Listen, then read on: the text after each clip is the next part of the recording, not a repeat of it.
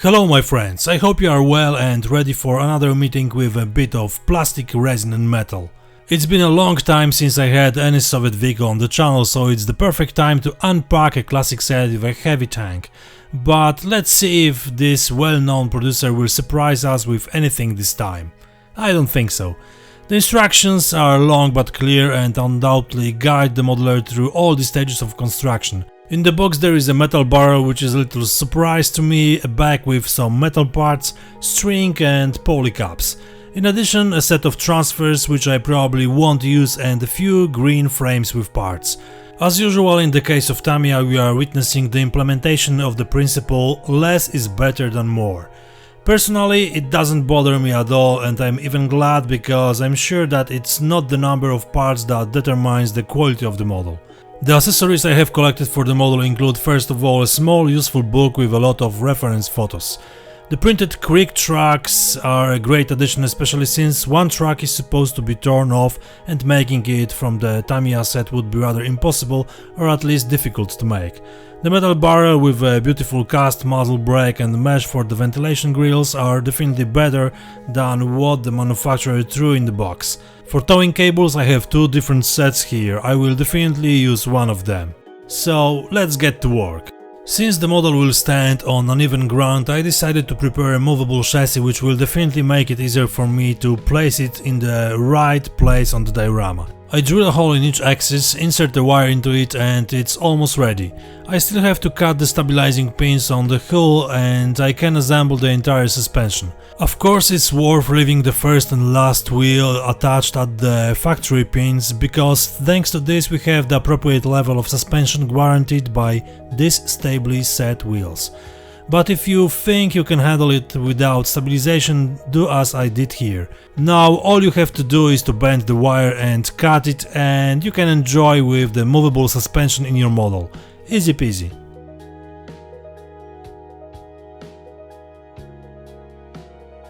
Now I'm starting the most laborious stage, which is preparing the appropriate appearance of the cast steel texture. This will be a long and multi-element process, so get ready for a long story with several plots but one character. Of course you can do it straight from the box, but believe me, Soviet heavy tanks didn't look so elegant. After gluing the main parts of the turret, I started work by preparing the gun shield.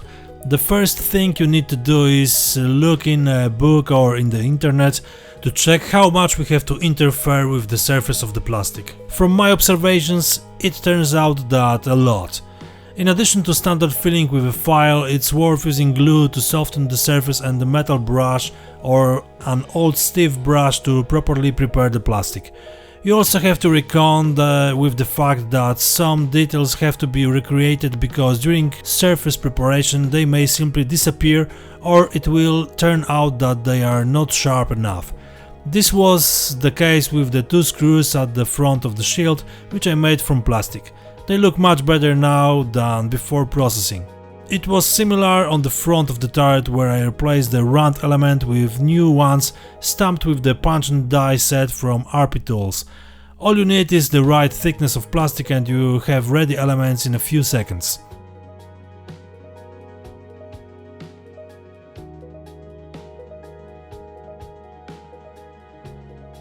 The previously mentioned metal barrel from Aber is definitely better than the standard product from the box. Here we have a great looking muzzle brake, and the construction of the whole set is trivially simple and consists of 6 elements. It's worth investing a few coins to buy. In the case of a Soviet product, the digital markings of the castings must be in the right places. The simplest solution is to use the digits from the frame, which are quite similar in size. I used the frame from the old Italy Tiger, which was being built by my son. I cut out a few numbers and prepared them for placement on the armor. Of course, the sharp knife is the basis for this task. For proper placement, all you need is a good plastic glue, which will soften and straighten the numbers.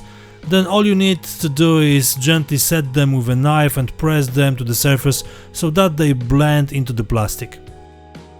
After drying, I repeat the whole procedure with softening the plastic. I also add slightly diluted putty to create the most visible surface of the casting. This is not complicated or sophisticated technique, but it brings great results, which we will probably confirm after working on your model.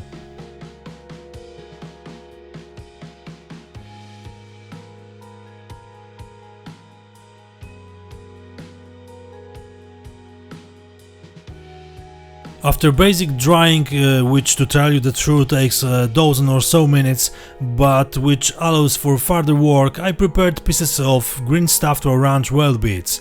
Of course, I do this on all elements that require it.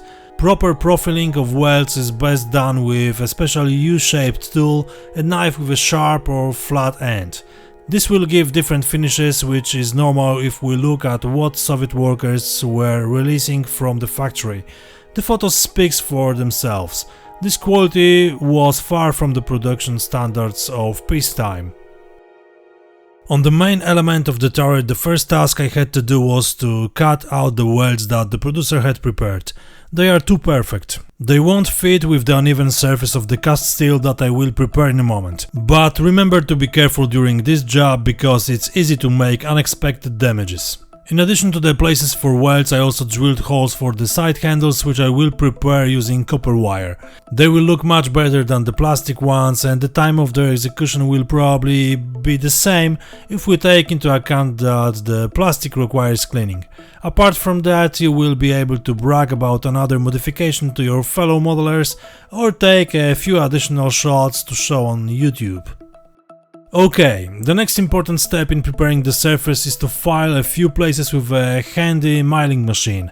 The first place is a line around the turret, which, contrary to appearances, is not an imitation of weld as many have said, but a trace of the connection of the casting mold. Here we will also make a new trace. In addition, the irregular traces on the sides of the turret are also worth adding. In one line with the super tool like milling machine, an ordinary knife is also a tool that will be useful when working on the texture. You can use it to make thin lines and imperfections, which are abundant in this case. It's worth slightly softening all the edges with plastic glue. This will also tidy up the surface of the model a bit. Right now I repeat the whole procedure again with softening the surface with glue and applying putty.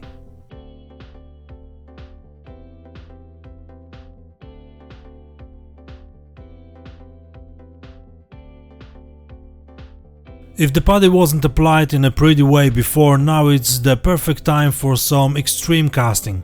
Applying it straight from the tube and creating irregular thick layers in an easy way to create imperfections. Even patting it with a sweaty finger is advisable, because it will also give the right look, slightly different than when applying it with a toothpick.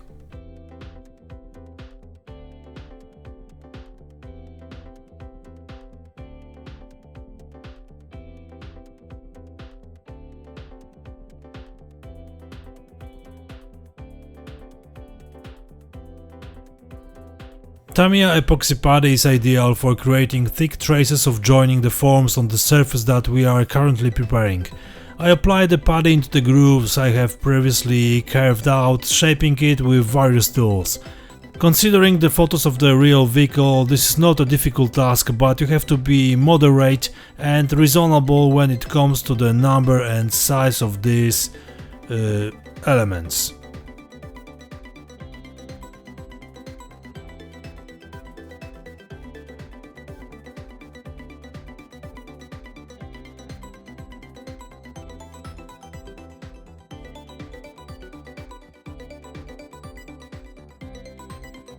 Additionally, on the lower part of the turret there are characteristic traces of cutting off the forms, which I also recreate using Tamiya putty for this.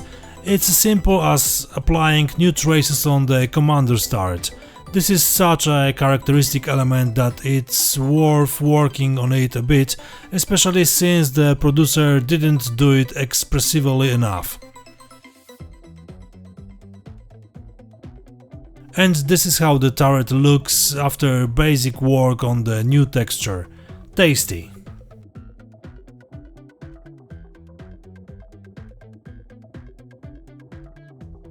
I noticed that my method of gluing a nut into the model and using it as a handle is becoming more and more popular.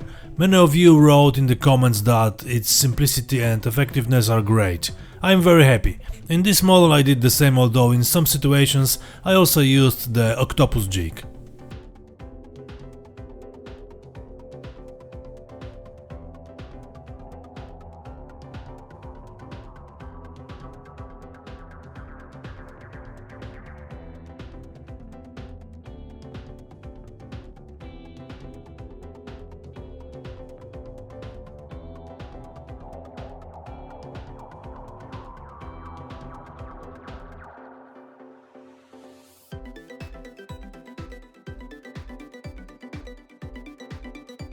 The holes for the handles, which are drilled earlier, will now be used to mount the bent copper rods. As I said a couple minutes ago, this is much better solution than plastic parts.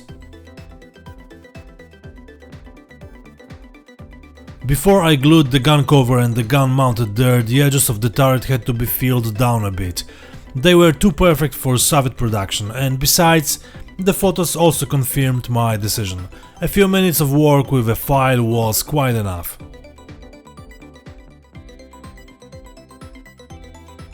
And now it was time to fill in all the places that I had so carefully cut out earlier and create new welds. As before, I used green stuff for this, which I rolled into thin sausages and arranged with a toothpick in the right places. Perfect work for listening to music or an audiobook, especially when there is quite a lot of it, as here.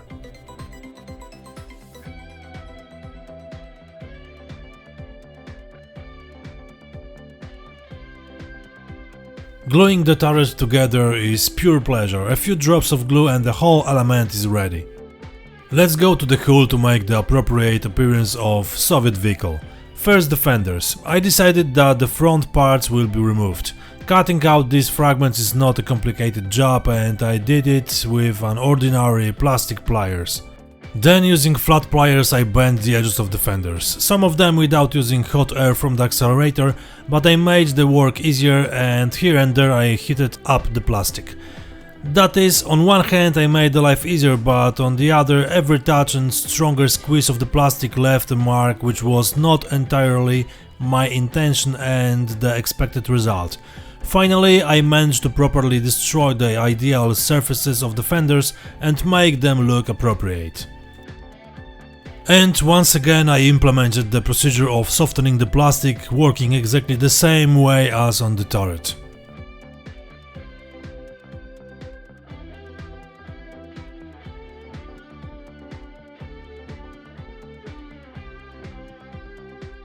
After adding the details, I also placed the resin box from Beats Creek on the fender. Fortunately, I did not bend it too much here, so the box fits quite well in its place. The rest of the hull is also properly prepared, including the next details added to the right places. I made some small drilling on the engine plates just to have some more detailing on the model. Not a big deal, just a couple minutes of work. Then I made the cut marks for the armor plates the old good way by cutting them with a knife and smoothing the cut edges with thin glue. For the umpteenth time on this model I started working with diluted putty, applying it to the rear side parts of the hull. They will differ significantly from other surfaces due to the different way these elements are made. In short, they will be smoother but not perfectly smooth like a table. I did the same with the hatch above the engine. This will also be the element that distinguishes it from the entire engine cover.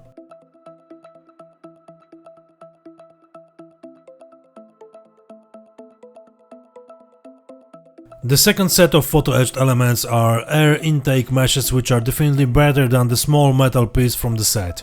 Aber once again did a great job.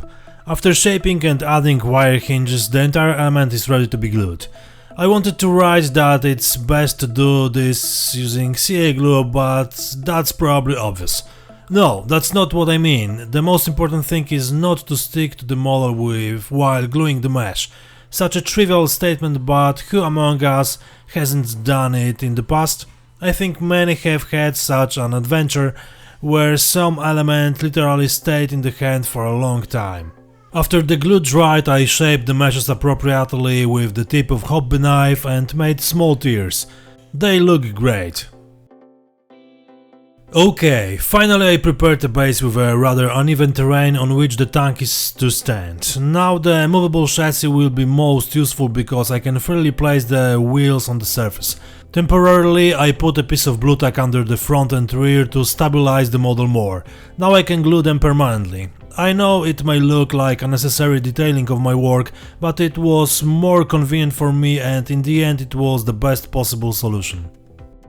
Yep, a few photos at the end of this episode. I took them before the model landed on the base, which is why the chassis is so evenly placed. A little cheat, but this is how the model looks after all the work I did in the first stage. I am completely satisfied with the effect I managed to achieve here. There is practically no place on the model that raises my doubts or dissatisfaction. Everything is as it should be. So if you had a good time watching it, please like, comment and subscribe to the channel for more videos with my projects. And now I would like to mention my wonderful patrons who support my activity. Massive thanks, guys! The people who helped me the most are Bulldog09, Christopher Obarski, Dale Etchison, Dan Dibua, Dan Mike Shack, EMT364, Eric Kirwan, Hans Zub, Peter L, Steve Enkin and the awesome Karsten Kerry. But the people listed just now are also my great patrons. Please don't forget that you can be one of them. That's all for today, see you next time, cheers!